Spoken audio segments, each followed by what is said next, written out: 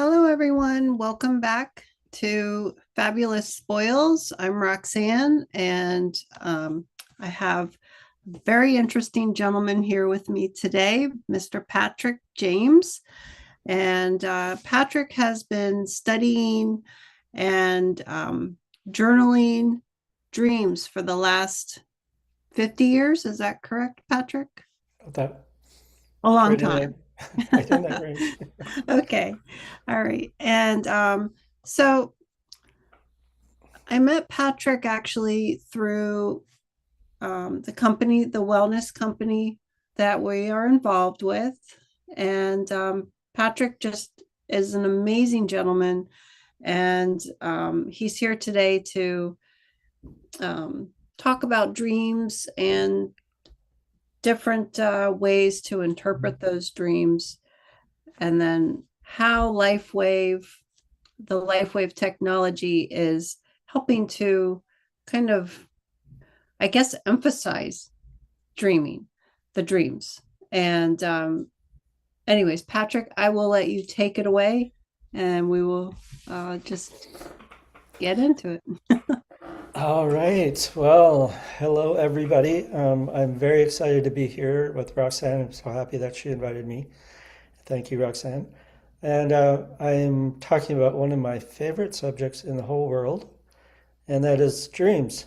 And I know some people cringe when you talk about dreams, but for me, they are a huge part of my life. So I'm very glad to be able to discuss all the various aspects of dreaming, to discuss how we can dream more, understand our dreams better, and therefore also understand ourselves better.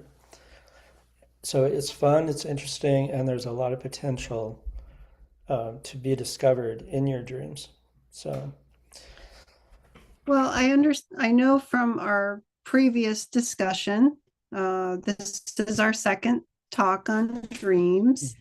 mhm. And you mentioned previously what first drew you to dreams and then ultimately, quote unquote, studying dreams. Yeah. And I guess the fascination of dreaming and the information that you receive.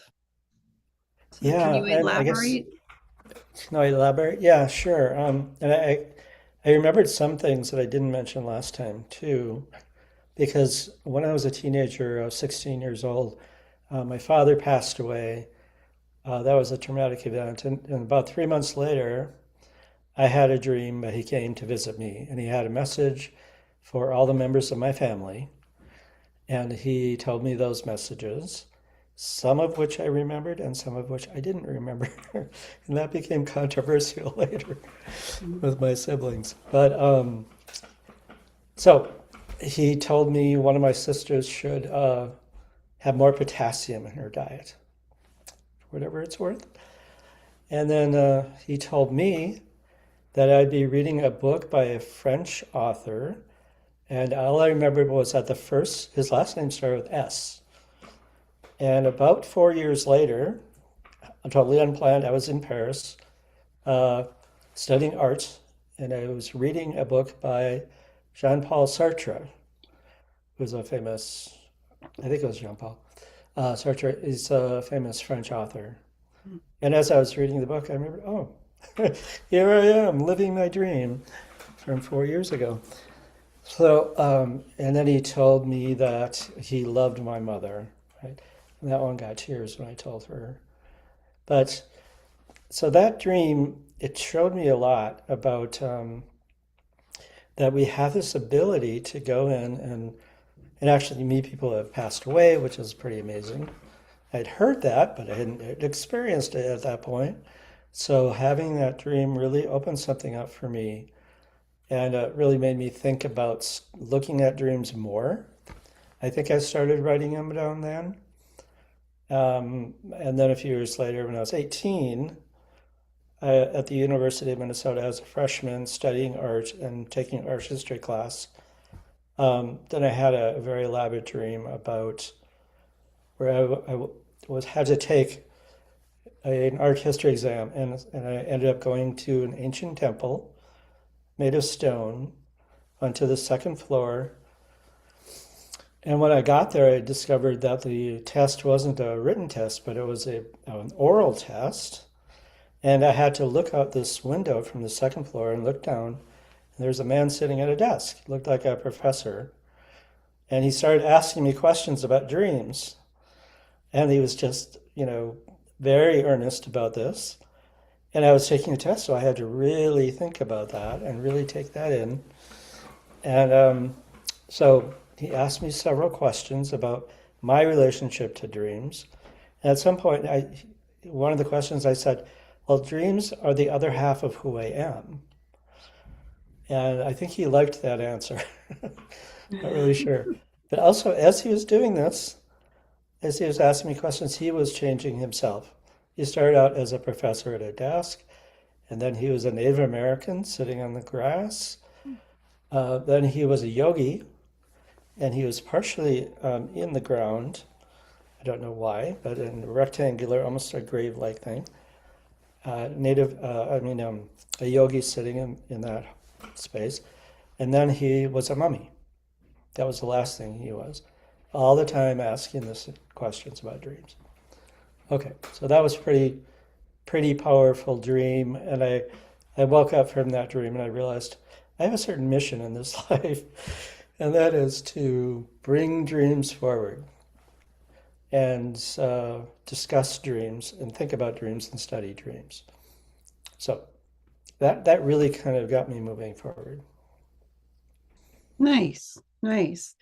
Um, so you have been studying and then journaling dreams for since you were a young man. And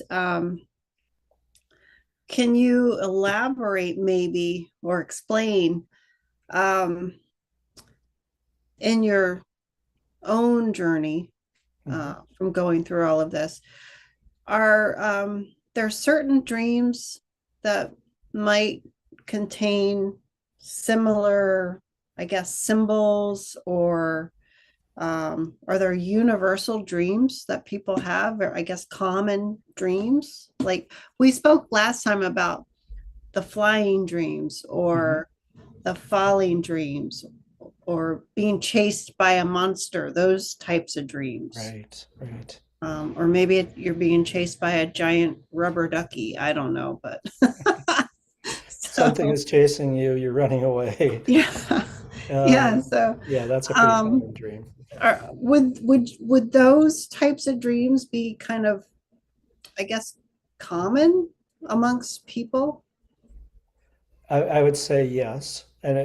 But what I know is our culture, it might be different in different cultures because the way that people live and the way that their society is structured might have an impact on how they dream as well.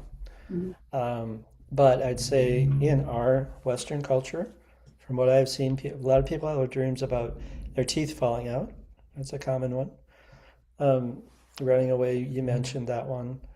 Um, there are different symbols that come forward in dreams. Like if you dream about a cat, that can often indicate something about independence.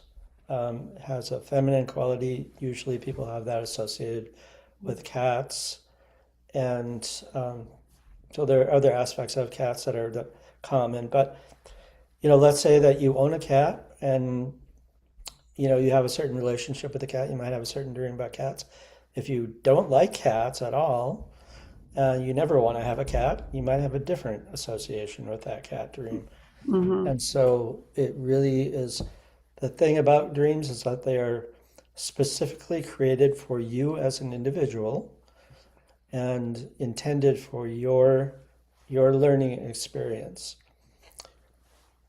And so I'm trying to answer in terms of universal versus individual. It Mhm. can be both, you know, at the Well, same time. because everybody's different, but there are also similarities, I think, in dreams.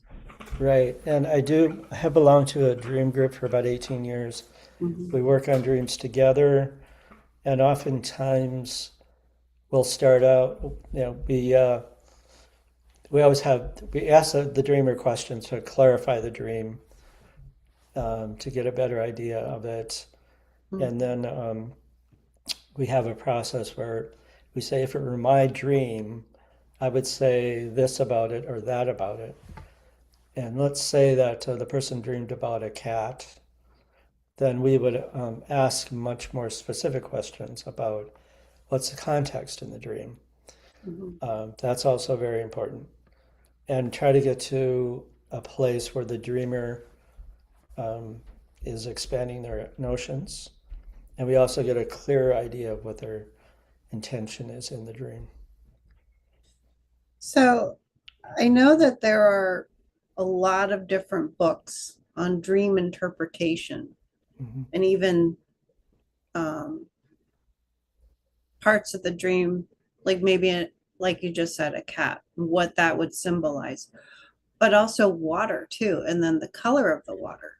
So, Absolutely. so the lighter, more crystal clear aqua blue the water, maybe you have less worry versus the deeper, darker water, which is heavier energies. So, Right, maybe you're right. going through something traumatic um, in your own life and you feel like you're drowning in it. So maybe that pops into the dream. And the water often indicates the subconscious or the unconscious. So that could either be something positive or something scary, depending on the context again of the dream. Um, so yeah, water is a big one. Well, also too, like in tarot, it signifies emotion and things like that. Emotion, absolutely. And I don't do tarot, but I understand that's what it signifies is the emotions. Um, Um, and then when we're dreaming, what parts of the brain are working as we're dreaming? You had mentioned prior in our discussion, the hippocampus and the amygdala. right. Um, and the hippocampus is, I believe, more for memory, but I haven't taken A&P in over 25 years. So I forget what the amygdala is for. Well, it's very interesting to me because I hadn't really looked at the brain information all that closely Mm, because I primarily think of dreams as being spiritual. Science has their own point of view on dreams, which I think it's not unvaluable. It is valuable. mhm, Um, but I just hadn't paid that close attention. But when I looked at this list, the amygdala for processing emotions, the hippocampus for memory formation, and the visual cortex, those are all parts of the brain that we use when we're awake quite a bit. And I think because dreams are so close to the wakeful state in many ways, I thought that's very interesting the way that it works out that way. And also the mhm, prefrontal cortex is about logic and that kind of thinking. And it's decreased when you're dreaming, which I think is for a reason, because dreaming has its own logic. There's waking logic and there's dream logic. mhm, And dream logic can be totally, totally different. Just as an example, I was thinking about a dream I had recently. I was at a convenience store buying some items, and I went to look for my check card, and it wasn't there. And I said to the guy behind the counter, I forgot my watermelon. And he looked at me and said, "Oh, well, you can just pay next time." That's dream logic, okay? He understood what I said. I understood it. But when I woke up, it was like, oh my God, watermelon. And I want to mention too that if you are a person that wants to do lucid dreaming, that's something that you can look for in your dreams. Something that's really odd or out of place. mm. Oh, I'm lucid dreaming, and then you can take it from there as far as lucid dreaming goes. And one of the uh, people I mentioned last time, his name is Robert Wagner is a great guy. He lives not too far away from me in Iowa. Yes. Yes. He's written books about lucid dreaming, and he's an amazing aficionado about lucid dreams. Definitely check him out. He's a fun read, also. I'll But put that in the chat. It's lucid dreaming.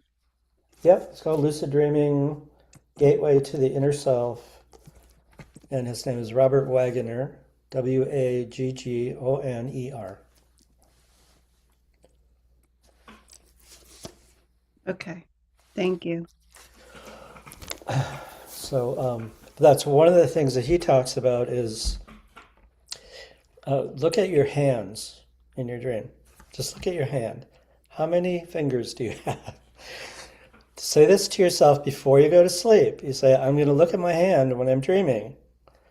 In the dream, you might remember, oh, I'm looking at my hand. What does it look like?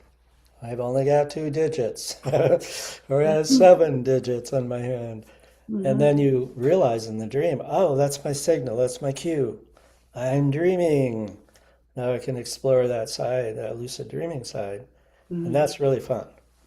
So that's one of those areas that is basically unlimited in terms of exploration.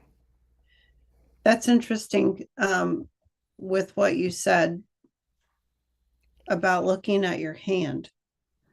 So remember last week when I was telling you about that dream that I had, that lucid dream Yeah. that I had? And I have honestly, I haven't had any dream that I can recall in a lot of years, Hmm. probably 8 years at least. And anyways, but what I saw, and it's funny you said look at the hand. When I saw that hand reach out to protect the woman, Hmm. I mean, it was a big hand. And it had looked like it had, I knew it was of the light, like a protector, like guardian angel or something, but it was a big hand and it had like the nails were pointy at the end, Hmm. almost like I shouldn't say a bear claw, but I don't know what else to they were pointy and sharp, like they have to use these as a way to, I think, help defend those that are being harmed. Hmm. So that's fine. But it had all you know, the 4 fingers and the thumb. So it had all the digits, but it was big and powerful. So, Well, and that at that point in that dream, did you mhm. then realize, oh, this must be a dream? But I Something like knew that. like the entire time because it was almost as if when I had this dream, I knew I was asleep and I knew almost instantly it was a dream because it felt like I was watching a movie Hmm. and it zoomed in like it was almost like a drone going through a bus and the people in the front they were in fear of their lives and the woman in the back of the bus was being attacked Hmm. by just a horrible awful man and just somehow I jumped in like the I guess as the role play of the victim, but what I saw come through me was this just powerful force. And when I saw that hand, I knew it wasn't me. I knew it was like a guardian of Hmm. mine Hmm. to help protect that woman. Or, Yeah. I mean, only I was that woman in that instant. And then I, you know, defended and then I woke up. I think I told you when as soon as that happened, I woke up and I was like, what the heck? I went out to the kitchen, got water, and let the dogs out. Hmm. And, Hmm. you know, but I knew that it was a dream and I was not liking how I was feeling as I was dreaming it because I felt like Yeah. nobody is defending this woman against this attacker. Hmm. I guess I have to go and defend her. So that's what I felt like. A couple of notes I would throw out if it were my dream, I would notice. And it's not my dream, it's yours, but this is just my noticing. And that is a bus is a communal way of transporting. So there is a sense of community there. And the community, it's not just the individual that's being harmed, it's the community. There's a community that's being harmed by this energy that's attacking you, the other woman, and attacking you. Mhm. So there is that communal element, and that's something I would just throw out there as something to notice and take note of. Um, and the fact that you noticed that you were lucid dreaming Mhm. is also very good because, I mean, that, if you think about that dream, um, you had that opportunity once you realize this is a dream and I can ask for help, right? And I Mhm. think you said to me you were asking for God's Yeah, intervention and right. help. I did. I did. I Yeah, asked which is God, that's a please pretty help me now. powerful that's a pretty powerful And then, element to come yeah. and help you out, right? Hmm.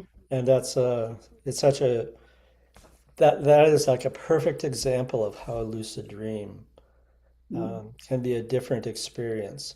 Let's say that you didn't know that you were lucid dreaming, you might have felt more like the victim in the dream. But since you had that that knowledge, that it seems to me that was probably very helpful. Well, and it almost felt more like because I have visions. Like I'm awake during the day and I might Mhm. just close my eyes and I see visions. But it has been years and years since I have remembered a dream. And Mhm. then you and I talking about it, maybe that triggered something to, you know, come into play or something. So, Yeah, can I just say one more thing on that? yeah, Your absolutely. that moment of waking is often very important. So when you woke up at that instant, that point of the very highest emotional peak of that dream, you woke up, you had that hippocampus working for you, that memory piece. Mhm. So you remembered it, and I think that dreams often end up that way, where you wake up at those high emotional peaks, Mhm. so that you will remember the content of the dream.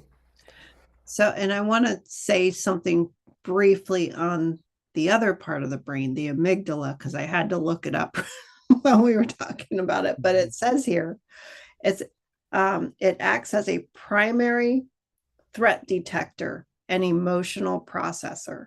There you go. So obviously that was working during this nightmare. Can I say one other thing about that type Yes, of dream? yes. Um, you can't die in a dream. And this is a really important thing to remember, especially if you're having nightmares, right? Mhm. You cannot die in a dream. A dream is a place where you can go and have these experiences, take chances, take risks, try new things out, and you will not die. You know, you might not always have the greatest experience, but that's a learning experience. Mhm. And so I just think that's an important piece to keep in mind. Well, last time we talked, you spoke about a little bit about the dreams where people are falling. Right. And does anybody ever actually hit the ground? And what happens when they do? Well, I know that in my dream group, I remember a lot of dreams from that my dream group, but I do remember one or two times when somebody said, "Yes, I hit the ground and I died, and then this happened," Mm, and then they have subsequent things that happen after that. So that's another type of experience, but majority of the time with falling dreams, you do wake up before you hit the ground and you're on that, again, that high emotional peak of the dream. mm, You're going to remember that fear that you had. And the those type of dreams often indicate that you are in a state of anxiety and stress about something in your life. Mhm. And then that again would go back to the context of that dream and what it was about. So, Okay. Now, here's a question. Why do people forget dreams so quickly? well, that's an excellent question. Part of it, I think, has to do with habit Mm, because we do live in a very externally focused culture. I mm, think that would be pretty obvious for the most part. You know, your alarm goes off, you're thinking about work, you're thinking about what you have to do that day. You know, the habit is you immediately get going with your day, you get out of bed. mm, One thing that people can do if they want to remember their dreams, if that's something they care about, if as they're waking up, they realize, oh, I'm not totally awake yet. You know, I'm in this liminal space that's between waking and dreaming. I can decide to kind of try to remember my dreams. And sometimes you'll get little snippets or pieces. If you just get a snippet or a piece, you can wake up and write that little snippet down. And the more often you do that, you're sending a message to your dreaming self that, yes, I am interested. I do want to know. mm, So then that helps you to remember more as you go forward. And that's one way that you can get past that instant forgetting. mm. Okay. And then obviously that must have been happening for a lot of years for me. Not to not to claim that I dream. Um anyways, how I guess how would someone begin to interpret their own dreams? Sure. Well, one of the biggest keys to interpreting your dreams, in my estimation, is the language of metaphor. So I'll explain that what that is a little bit. Dreams have a different language than our waking language, and they come to us in images and metaphors. Like when I told you about the dream about, oh, I forgot my watermelon, right? Yes. So that's a metaphor for something. I did wake up and when I interpreted that, it was this abundant fruit, right? With all Mm, these seeds, all these potentials inside of the watermelon. And then I realized, oh, I forgot my abundant potential. So that was my message from that dream, which was really positive, right? mhm, Um, so if you look at metaphors, a lot of times they can have different meanings. I'll give you an example. Recently, I had a dream where I'm with a group of people that are from my past, and we are outside of the state fairgrounds. There's a big state fair in the city where I live every year, and we're outside of that, and we are getting ready to go to the state fair, I think. It's not really clear. Um, and we're all sitting on the pavement together, and there's this idea. We know that the theme of this year's state fair is the bear, Bear, mhm, the animal. And there's this vision of a bear in front of me, at least. I think everybody's seeing it. And so that is the theme of the state fair, this communal gathering, people all coming together. And so that bear represents several things. One of the things is that the bear is a guardian of the dream world. mhm, Um, the bear is very strong, very large. They also represent introspection. Bears are fair amount of solitude, you know, in the bear life, the life of a bear. And if you think about what is one of the fiercest animals out there, the mama bear protecting their cub, right? mhm, So that's a lot of energy there, that bear. So as I'm sitting there, we're talking about the bear, we're talking about the fair and the bear fair. And then I get up and we're going to leave, and I look and there's this laundry basket there on the ground. and somebody says, I carried that here, it's your turn to carry it back. Oh, And so I say, oh, fantastic. I've been doing this thing in my waking life where I look in the mirror in the morning because I'm doing weight exercises and I say, I'm getting stronger every day in every way. So I do that when I look in the mirror every day. In the dream, I say, I'm getting stronger every day in every way. And I roar like a bear. there you go. I've I never was roared just, like that in waking life. And I pick up the laundry basket and it's time to leave. So I'm walking away with that. so do you Well, think the bear could be your spirit animal? could be my spirit animal, certainly was in that dream. Yeah. Oh, and also the idea of how much weight can you bear? That's Mm, another meaning of the word bear. So those are two separate meanings of the same image. So this is what I'm talking about when I'm talking about metaphors. It's good to be able to explore all those different meanings of the words. mm, And often language is important, and the language that you choose to write down when you're writing the dream down is important.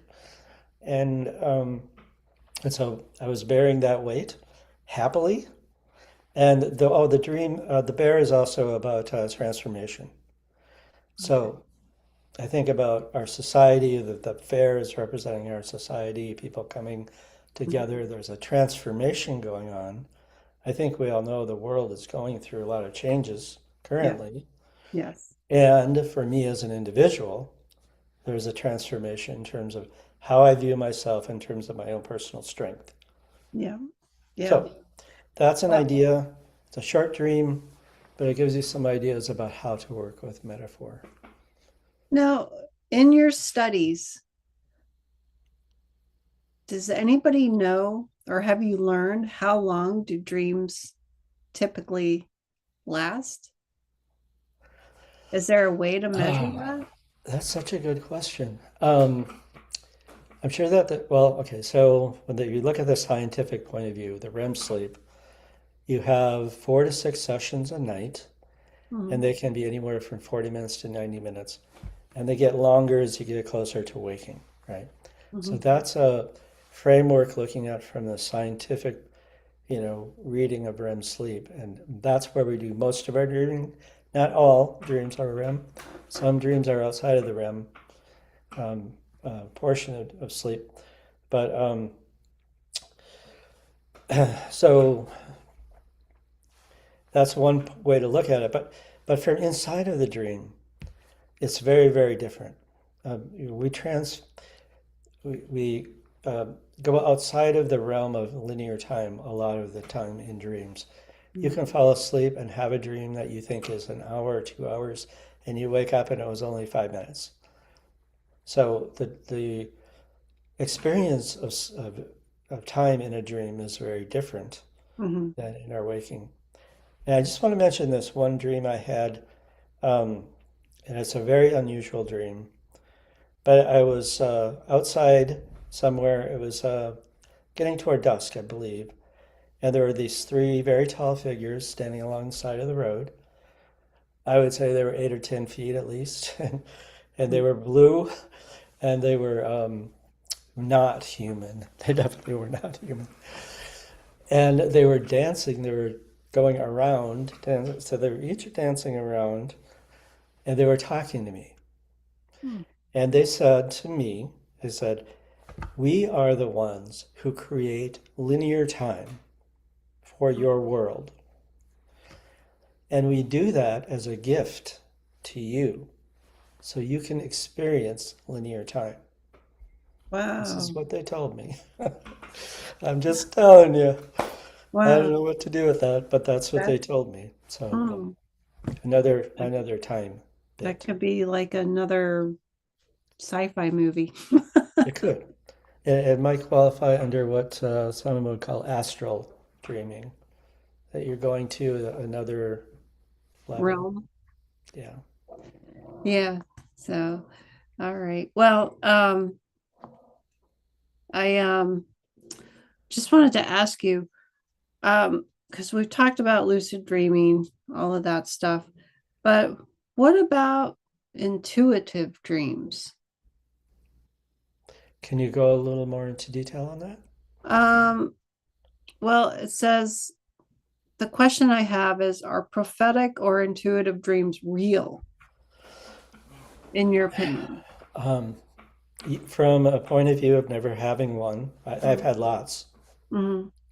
If you're a person that's never had one, and if you're a scientist who says you can't dream about the future because it hasn't happened yet, um, then, of course they don't. They're not real. But Mm-hmm. if you actually have a precognitive dream, which is what people call them, or Mm-hmm. prophetic is another way of saying it. If you actually have those dreams and you see them Mm-hmm. come true, you might have a very, very different point of view. And so I have had those dreams. Sometimes they've been so exacting Mm-hmm. that I can't deny it. The next day it happens, just like the dream, exactly like the dream. Wow. Yeah, because I know people that have had they've seen, like, I guess I would say it's a vision, but it's a dream. So, Now, I have a question for you. What, uh-oh. in your visions, do you have that experience of transcending time, linear time? Personally, I um when I do, so not a dream, right? Because but in when I'm doing a Reiki session on someone, Hmm. I receive downloads from source, but they're specifically for that individual. And I might see things from the past. I haven't seen anything yet from the future, but I will pick up on things from the past. Yeah, that's a different kind of time. I mean, it's still time Yeah. travel, Yeah. so that's But I interesting. It's haven't very had interesting. any futuristic, you know, visions. Okay, just So, curious. yeah, that I'm aware of, unless those are all the ones I've forgotten about. Well, I mean, I think that if I might put my own projection on all of that, that you are experiencing some of the same things that you would in a dream state Mm, by doing that process, some of that mhm. same information coming into you. Okay. So, Um, Let me ask you another question. How can dreams help us process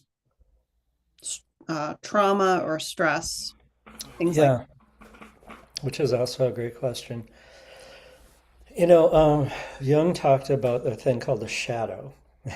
that? It's one of my favorite subjects because he also said the gold lies in the shadow.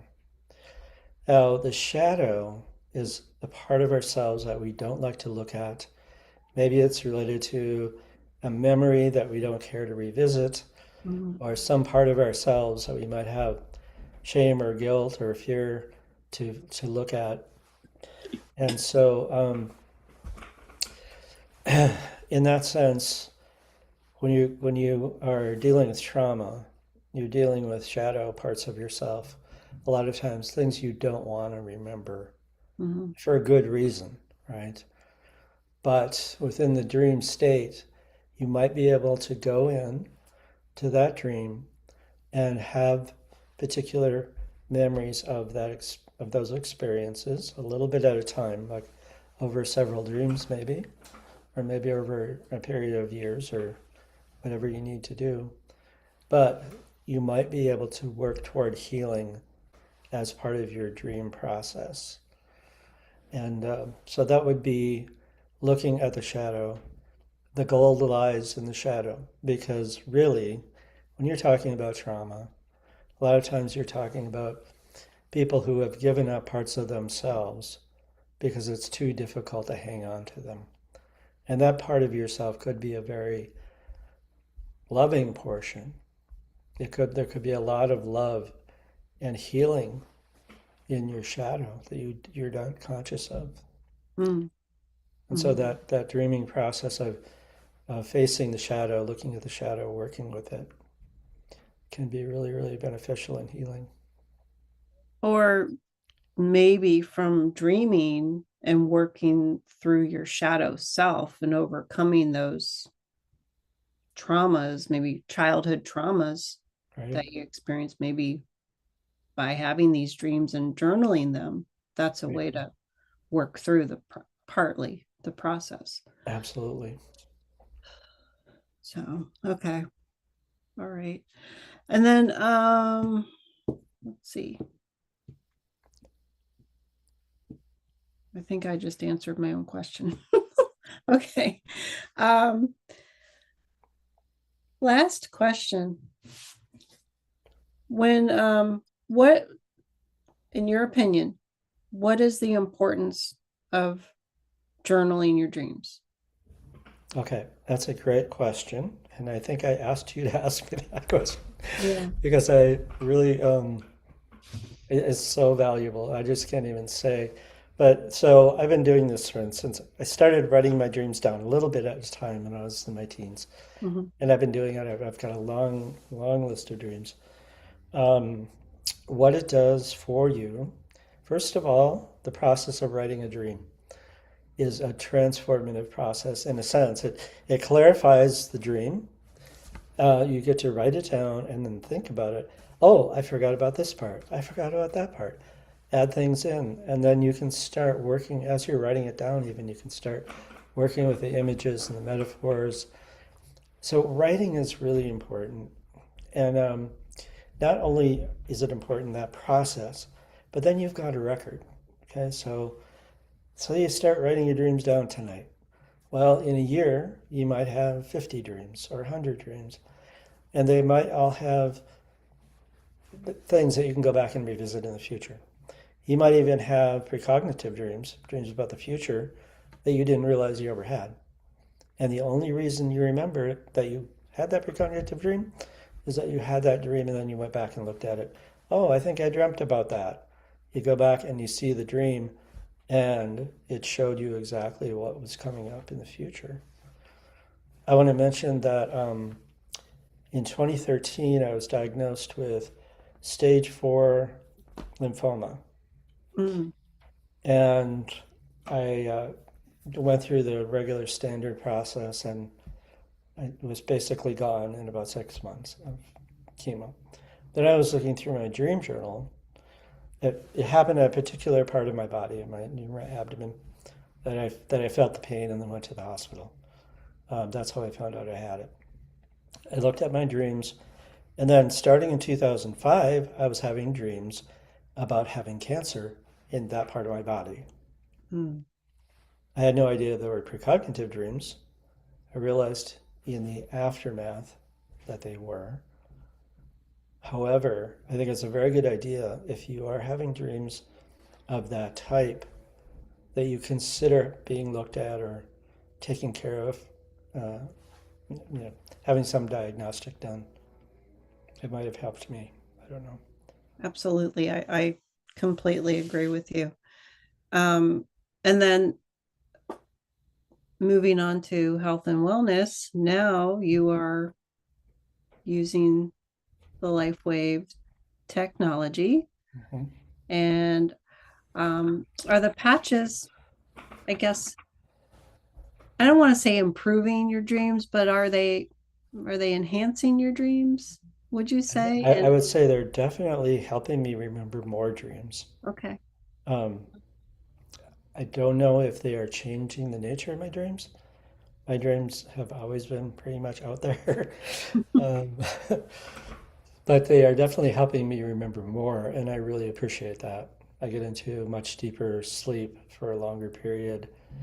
Yeah. And sometimes I sleep into the morning, which normally it's not my thing. But yeah, And for I'm sure. sure some people will ask what patches is he using to help, with the dreaming, remembering Yeah, the dream. So can you share It's that? Alavita, I guess. Alavita. Uh-huh. Mm-hmm. And Because I that put that, helps decalcify the pineal gland. yeah. Yeah. Um, and then Ion. Oh Those are yeah, the two. Eon. Eon, yeah, yeah. So, and that's one of our patches that helps with relaxing the body and amongst other things. So Can I say one other thing about LifeWave? I've been yeah. doing it for 10 weeks now. And I noticed almost immediately I just had this much stronger sense of motivation in my life. Yeah. Um, and I call that the distance between who I am and who I want to be is getting smaller. That's the way I describe it. Nice. And I love that. Yeah. I started suddenly exercising all the time. And I've been really changing my body, and I just have more energy and enthusiasm for just about everything else. Oh, that's great. I love that. I love that. And then I'll put your link in the description because I know, Appreciate that. if any of your friends and family watch the video, then they'll have your information and how they can, if they're interested in LifeWave, how they can um, go go this route as well with a bunch of us. Thank you, Roxanne. Well, thank you, I Patrick. really appreciate this whole conversation. Oh, and I enjoy learning about this because it's something that I honestly, with all my years as a nurse and Reiki, I just, I don't know. I haven't taken the time to look into this, and I will leave it at that. Right. Well, we Yeah, learn things when we are meant to learn them and when they're important to us. yeah, yeah. Well, I So appreciate you and thank you very much. And I will put your website information in the description below. thank you so much. All right. Thank you. And I'll see you next time before my dogs start barking. I figure we should Sounds good. go. All Okay. right. Have a good night. Good night, everybody. All right. Good night, everybody. Thank you for being here. Okay. Thanks, Roxanne. All right. So we're good. Okay. Yeah. All Is right. that Let me okay? end. Hang on. Let me just end it. I'll call you.